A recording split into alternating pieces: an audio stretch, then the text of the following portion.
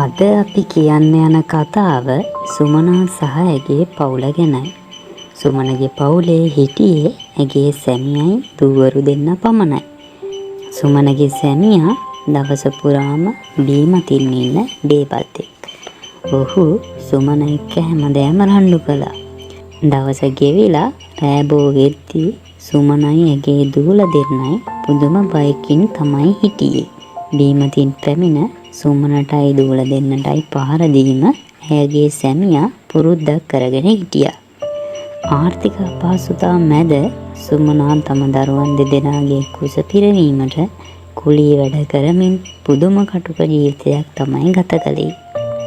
කුලී වැඩවලින් ලැබෙන සොච්චම් මුදල ඇයට සහ දරුවන්ට ජීවත් වීමට කොහෙත්ම ප්‍රමාණවත් වුණේ නැහැ. සුමනා හොයාගන්න පොඩි මුදලත් බලෙන් රැගෙන තැබෑරුමට යන එක තමයි ඇයගේ සැමියාගේ පුරුද්ද වුණේ. ඔහුට රස්සාවකට යන්නවත් දරු පවුල ගැනවත් වගේ වගක් තිබුණේ නැහැ. වැඩිපුර කීයක් හරි හොයාගැනීමේ අදිටනින් සුමනා නිවස ඉදිරිපිට පාරේ අයිනේ පොඩි එළවලු කඩයක් දැම්මා. එන්න මහත්තයා, අද අඩුවට එළවලු තියෙනවා. ලාභයි මහත්තයා. මොනවද බැලුවේ? පිපිඤ්ඤා, වණ්ඩක්කා, බම්බටු හැමදේම තියෙනවා මහත්තයා. තෝරලා බලලා ගන්න. අඩුවට දෙන්න මහත්තයා. ආනෝනේ එන්න බලලා මේ අලුත් එළවලු අරන් යන්න. ඒ සුමනා, මට ඔය එළවලු ටිකක් බෑග් එකට දාලා දීපන් ඉක්මනට. මගේ යාළුවෙක්ට දෙන්න. දැන් මිනිහා එනවත් ඇති. ඉක්මනට දාලා දීපන් වැඩිපුර එළවලු ටිකක්. කඩයකුත් ආපු එකේ මගේ යාළුවෝ ආපුවාම හිස්සතින් යවන්න බෑ. ඕවා දාලා දීපන් ඉක්මනට. මොකක්? නිකන් එළවලු බෙදන්න තමුන්ට පිස්සුද? අනේ මෙහෙමත් මිනිහෙක්. තමුන් ගැන පොඩ්ඩක්වත් ලැජ්ජා නැද්ද? ගෙදර ගෑනු දරුවෝ හාමතේ. පිට යාළුවෝ ලොකු කරන් පුදුම සැලකිලි නේද? ගෙදර ඉන්න ගෑනු ළමයි දෙන්න ගැනවත් ඇයි පොඩ්ඩක් තමුන්ට හිතන්න බැරි? දවසෙම බීගෙන පාරවල් ගානේ වැටි ඇයි මගේ කෙල්ල දෙන්නට මෙහෙම ලැජ්ජ කරන්නේ? තමුන් අපිට කන්න අඳින්න නොදුන්නට කමක් නැහැ. අඩුම තරමේ මටයි මගේ දරු දෙන්නටයි සැනසෙල්ල ඉන්න දෙන්න. අනිත් කාරණේ තමයි මම මේ කඩේ දැම්ම එක එක්කෙනාට නිකන් එළවලු බෙදන්න නෙවෙයි. ඔයා ඒක හොඳට මතක තියාගන්න. ඔබ දැන් කට ගහගෙනත් යනවද මාත් එක්ක? කඩ දාගෙන සල්ලි අත ගන්න ගත්තම ඔබේ කට වැඩි එකන වගේ ඉන්නේ නේද? ඊටපම් මම ඔබට අද හොඳ වැඩක් කරනවා. ඔබ දන්නේ මගේ හැටි. ඊටපම් ඔබට. එහෙම කියලා මේ බේබදු මිනිසයා සුමනාගේ එළවලු කඩේ කුඩු පට්ටම් කරලා දැම්මා. ඒකේ තිබුණ එළවලුද සීසී කඩ වීසි කර දැමුවා. සුමනාටද වැරෙන් පහර කීපයක් එල්ල කළ ඔහු කඩය කඩා බිඳ දමා නැවතත් බැන වැදුනා. දහසක් බලාපොරොත්තු ඇතිව සුමනා පටන් ගත් පුංචි ව්‍යාපාරය එතනින්ම ආහාර වුණා. දැන් විකුණපම් බලන්න එළවලු. ඔය ටික කරගන්න තමයි උඹ දැඟලුවේ. දැන් හරිනේ. මේක හොඳට මතක තියාගනින්. උඹයි උඹේ මෝසල දරුවෝ දෙන්නයි මට එපා. උඹලා දැම්ම මේ ගෙදරින් දොට්ට බැලලා යන්න ඕන. මට උඹලගෙන් වැඩක් නැහැ. දැම්ම බහැපල්ලා එළියට. මෝසල දරුවෝ? ඇයි ඔයා මගේ දරුවන්ට එහෙම කතා කරන්නේ? ඒ මගේ දරුවෝ වගේම ඔයාගේ දරුවෝ නේද? ඇයි අපිට මෙහෙම වද දෙන්නේ? මායි මගේ දරුවෝ දෙන්නයි ඔයාට මොනවක් කළාටද අපිට මෙහෙම කරන්නේ?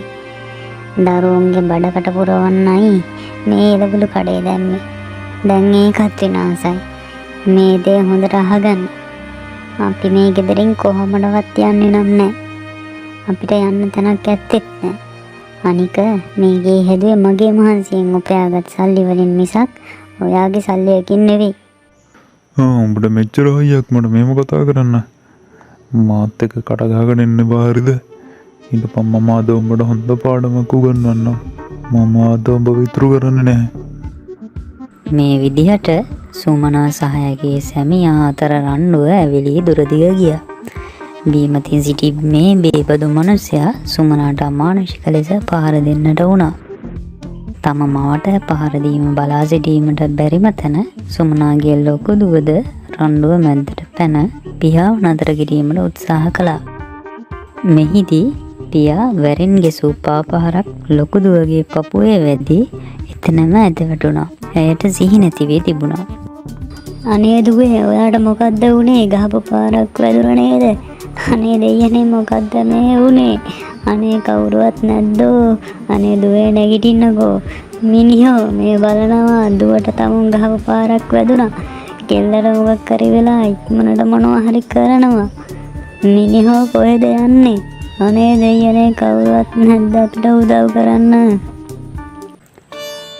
දියණිය සිහි නැති වී බිම වැටුණත් මේ බේබදු පියා එය ගානකටවත් ගත්තේ නැහැ. ඔහු නිවසින් පිට වී නැවත තැබෑරුම කරා ඇදුණා. යමින් ගමන් ඔහුගේ බේබදු මිතුරාවද කැටුව යාමට ඔහු අමතක කළේ නැහැ. ඒ සමන්ත හොරෙන් යන පොඩි ෂොට්ටක් දාන්න. අර මෝසල ගෑණි අලුත් මගේ මූඩ් එකම කෑවා. යමන් ගිහින් සෙට් වෙමු. බාල දියණිය අසල නිවසක රඳවා ලොකු දියණියව ඉක්මනින් රෝහල්ගත කිරීමට සුමනා කටයුතු කළා. දැන් ඔක්කොම හරි. දරුවට සිහිය ඇවිල්ලා තියෙන්නේ. දැන් බය වෙන්න දෙයක් නැහැ. පපුවට තදින් පාරක් වැදිලා තියෙනවා. ඒක නිසා තමයි සිහිය නැති වෙලා තියෙන්නේ. මම දැනට දෙන්න ඕන බෙහෙත් ටික දරුවට දුන්නා. මෙන්න මේ බෙහෙත් තුණ්ඩුව අරන් ගිහින් ඉතුරු බෙහෙත් ටිකත් ෆාමසියෙන් අරගන්න ඕන. සුමනා දොස්තර මහත්තයා දීපු බෙහෙත් තුණ්ඩුව දෙස බලාගෙන අඬන්නට වුණා. සුමනා අඬනවා දැකපු දොස්තර මහත්තයා මෙහෙම ඇහුවා. ඇයි අම්මා අඬන්නේ? ඔයාට මොකක්ද ප්‍රශ්නයක්ද? ඇත්තටම දුවට මොකද වුනේ? දොස්තර මහත්තයෝ අපි හරිම දුප්පත් මිනිස්සු. මට දුවල දෙන්නෙක් ඉන්නවා. මේ මගේ ලොකු දුව. මගේ සැමියා බේබද්දෙක්. එයා මුළු දවසේම බේගත්තු ගමන්මයි ඉන්නේ. අද එයා බීගෙන ගෙදර ඇවිත් හොඳටම රණ්ඩු වෙලා මට ගැහුවා. ඒ රණ්ඩුව මැදට පැනලා ලොකු දුව ඇවිත් රණ්ඩුව බේරන්න හදනකොටයි මෙයාට තද පාරක් මගේ සැමියාගෙන් වැදුනේ. අනේ මහත්තයෝ මට මේ බෙහෙත් තුණ්ඩුව ගන්නවත් අතේ සල්ලි කීයක්වත් නැහැ. ඒකයි මට ඇඬුනේ මහත්තයෝ. සුමනගේ කතාව අහලා දොස්තර මහත්තයාට ගොඩක් දුක හිතුණා. සුමනගේ හිත සැනසෙන්න කතා කළ ඔහු දරුවට ඕනි කරන බෙහෙත් සියල්ල නොමිලේ ලබා දෙන්නට කටයුතු කළා. අනේ දොස්තර මහත්තයෝ මේ කරපු උපකාරයට ඔබතුමාට ගොඩක් පින්. ඔබතුමාට ස්තුති කරන්න වචන නැහැ මේ කරපු උදව්වට. බොහොම ස්තුතියි මහත්තයෝ. හරි අම්මා දැන් අඬන්න නැතුව ඉන්නකෝ. දැන් එතකොට ගෙදර වියදම් එහෙම කොහමද? දරුවෝ දෙන්නව ඉස්කෝලේ යවනව නේද? ඔයා මොකද රස්සාවක් එහෙම කරනවද? අනේ මහත්තයෝ දරුවෝ දෙන්න මාස ගානකින් ඉස්කෝලේ යවන්න බැරි වුණා මේ ප්‍රශ්න නිසා. මගේ සැමියට මාවයි මගේ දරුවෝ දෙන්නටයි වැඩිය බේබදුකම ලොකුයි. අපිට හරියකට කන්න අඳින්නවත් නෑ මහත්තයෝ. මම ගෙවල් අහලා පාල කුලිය වැඩ තමයි මහත්තයෝ කරන්නේ. ඒ වගේ මං හොයාගෙන එන සොච්චමත් අර මිනිහා මට කතඩි බාලා බොන්න අරන් යනවා මහත්තයෝ. එහෙමද? මට තේරෙනවා මම්මලාගේ දුක. අපි බලමුකෝ මොකද්ද මේකට කරන්න පුළුවන් කියලා. අනේ පින් මහත්තයෝ මම අවසානෙටම කළේ පොඩි කඩයක්. ගෙදර ඉස්සරහම පාරායිනේ පොඩිවට කරගෙන ගියා එළවලු කඩයක්. මේ මිනිහා බීගෙන ඇවිත් ඒ කඩෙත් කුඩු කරලා දැම්ම මහත්තයෝ. මම දැන් හිත ඉන්නේ හෙට ඉඳන් ජීවත් වෙන්නේ කොහොමද කියලා. මට මෙහෙම උදව්වක් කරන්න පුළුවන්. ඔයා කැමති නම් මගේ ඉස්පිරිතාලේ වැඩ කරන්න එන්න. මමත් කෙනෙක් හොය තමයි හිටියේ අපේ ඉස්පිරිතාලේ පිරිසිදු කිරීම කටයුතු වලට. ඔයාට කැමති නම් එන්න පුළුවන්. අනේ දෙවියනේ ඒක කොච්චර දෙයක්ද? ඒ වගේ හොඳ රස්සාවක් ලැබෙනවා නම් මම අනිවාර්යෙන්ම එනවා මහත්තයෝ. මට මේ කරන උදව් මම කවදාවත් අමතක කරන්නේ නැහැ දොස්තර මහත්තයා. එහෙමනම් මම හෙට ඉඳලම වැඩට එන්න. ඇත්තරම මේක ඔයාට ලැබුණු හොඳ අවස්ථාවක්. ඔයාගේ තියෙන ප්‍රශ්න ඔක්කොම විසඳගන්න. අපිට මොන ප්‍රශ්න තිබුණත් අපේ දරුවන්ට ඒ වගේ අඟදියක් වෙන්න දෙන්න හොඳ නැහැ. දරුවෝ දෙන්නම ඉක්මනට පාසල් යවන්න පටන් ගන්න. ඉස්පිරිතාලේ වැඩ කරන අයට අපි නේවාසික පහසුකම් සලසනවා. ඔයාට පුළුවන් දුවල දෙන්නත් එක්කන් ඇවිත් මෙහි නැවතිලා එයාලත් බලන ගමන් වැඩ ටික කරගන්න. දරුවෝ දෙන්නට හොඳට උගන්වන්න අදිෂ්ඨාන කරගන්න. එයාලගේ ඉගෙනීම් වලට යන සියලු වියදම් මම බලා ගන්නම්. ඒ ගැන කරදර වෙන්න ඕනේ නැහැ. දොස්තර මහතා කිව්ව පරිදිම සුමනාට ඉස්පිරිතාලේ පිරිසිදු කිරීම රැකියාවක් ලැබුණා. දරුවන්ගේ පාසල් යන වියදම්ද දොස්තර මහතා දුන් නිසා සුමනා දරු දෙදෙනා ඉක්මනින්ම පාසල් යැවීමට පටන් ගත්තා. සුමනාගේ ලේබදු සැමියා නම් මේ වෙන දේවල් බලාගෙන හිටියේ පුදුම තරහකින්. ඇයි සුමනා කොහෙද මුන් දෙන්න යන්න හදන්නේ? මුන්ට කොහෙන්ද මේ ඇඳුම්? දරුවෝ දෙන්න ඉස්කෝලේ යන්න හදන්නේ. එයාලට යන්න දෙන්න. මොකක්? උඹට මුන්ව ඉස්කෝලේ යවන්න සල්ලිත් තියනවද දැන් නේ? මම කීයක් කර ඉල්ලුවාම තමයි උඹට අතේ සතයක් නැහැ කියන්නේ. ඔයාට බොන්න දෙන්න සල්ලි කොහොමත් මා ළඟ නැහැ. තිබුණත් දෙන්නෙත් නැහැ. අර දොස්තර මහත්තයාට පින් සිද්ධ වෙන්නයි මම මේ රස්සාව කරගෙන දරුවෝ දෙන්නත් ඉස්කෝලේ යවාගෙන මෙහෙම හරි ජීවත් වෙන්නේ. නැත්තම් මේ දරුවෝ දෙන්නත් ඉගෙනම නැතුව කාලා කන්නේ වෙනවා ඔය මේ බේබදුකම නිසා. එහෙමද උඹ? උඹ හිතන් ඉන්නේ මුන් ඉස්කෝලේ යවලා රජ කරන්නද? බලන් හිටපන් මුන් දොස්තරලා ඉංජිනේරුව වෙනකම්. මගෙන් උටිනකම් මුන් කොහේ හරි වැඩකට යවපන් කීයක් කර හොයා ගන්නවත්. නැත්තම් මේ ගෙදර වැඩක් උගන්නපන්. ගෑනුන්ට ඕන ඉස්කෝලේද? නෑ මම කීයටවත් එහෙම කරන්නේ නෑ. මගේ දරුවෝ දෙන්න හැමදාම ඉස්කෝලේ යනවාමයි. ඉගෙනීමක් නැතිව මම කාලකන්ණි වුණා වගේ මගේ කෙල්ල දෙන්නවත් කාලකන්ණි කරන්න මට බෑ. ඒකත් එහෙමද? උඹට එදා ගුටි කාපු අමතකයි වගේ. අද මම උඹට එදා දීපු එකේ අනික දෙන්නේ හරිද? මට කිසි දෙයක් අමතක නැහැ. ඔයා මට කරපු කිසි දෙයක් මම අමතක කරන්නෙත් නැහැ. ඔයා මේ දේ මතක තියාගන්න. මම තවදුරටත් මේ කරදර ඉවදගෙන ඉන්නේ නැහැ. ඔයා ආයෙ මට හරි මගේ දරුවන්ට හරි ගැහුවොත් මම යනවා පොලිසි. මට තවත් මේ කරදර ඉවසන් ඉන්න බෑ. ඒකත් එහෙමද? එහෙනම් උඹලට අද ඉඳලා මේ ගෙදර ඉන්නත් බෑ. උඹලගේ තියෙන ඔක්කොම දේවල් අරගෙන අකුලගෙන බහපල්ලා දැම්ම එළියට. මම එළියට ඇදලා දාන්න කලින් බහපල්ලා එළියට. හරි අපි යන්නම් මේ ගෙදරින්. අපිට කොහොමද ඇති වෙලා මේ ගෙදර ඉඳිලා දැන්?